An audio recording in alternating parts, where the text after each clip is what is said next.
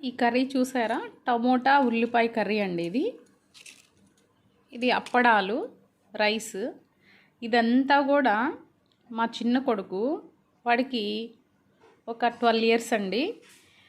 వాడికి చిన్నప్పటి నుంచే వంటలో వచ్చి ఇన్వాల్వ్ అవుతూ ఉంటాడు.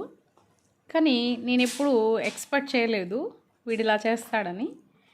కానీ రైస్ అయితే, ఈ రైస్ ఎలాంటిదంటే, ఇది ఎవరైనా సరే కుక్కర్లోనో అలా పెట్టిన రైస్ పెడుతుంటారు. కానీ ఈ రైసు స్వయంగా వాడు వంచాడు. అంటే నీళ్ళు పోసి రైస్లో ఉడికాక రైస్ని వంచి నెక్స్ట్ ఈ ఉల్లిపాయ టమోటా కర్రీ చేసి ఈ అప్పడాలు వేయించి నాకు ఇంటికి రాగానే ఆఫ్టర్నూన్ పెట్టాడనమాట. నాకు ఎంత అద్భుతం అనిపించిందంటే చాలా చాలా అద్భుతం అనిపించింది. మామూలుగా పిల్లలకి మనం ప్రతి పని చెప్తూ నేర్పిస్తూ రావాలి.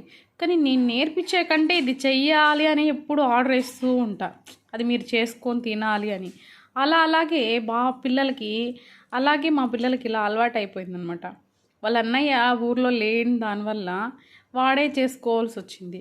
కానీ ఈరోజు ఈ ఫుడ్డు తింటుంటే అసలు చాలా టేస్టీగా ఉంది. ఈ కర్రీ ఎంత టేస్ట్గా ఉందో అంటే వాడు ఓన్గా ఈ కర్రీ చేశాడు, రైస్ చేశాడు, ఇంత బాగా చేసి పెట్టాడు. కానీ మనం ప్రతి ఒక్కరూ తల్లిదండ్రులు తెలుసుకోవాల్సిన విషయం ఏంటంటే, పిల్లలకి ప్రతి ఒక్క పని వాళ్ళు చెయ్యాలి. వాళ్ళు చేస్తూనే వాళ్ళు ప్రతి పని గురించి తెలుసుకోవాలి. ఇలా తెలుసుకుంటూ ఉంటేనే పిల్లలకు కూడా అర్థమవుతుంది ఏం చేయాలి, ఎలా చేయాలి అనేది.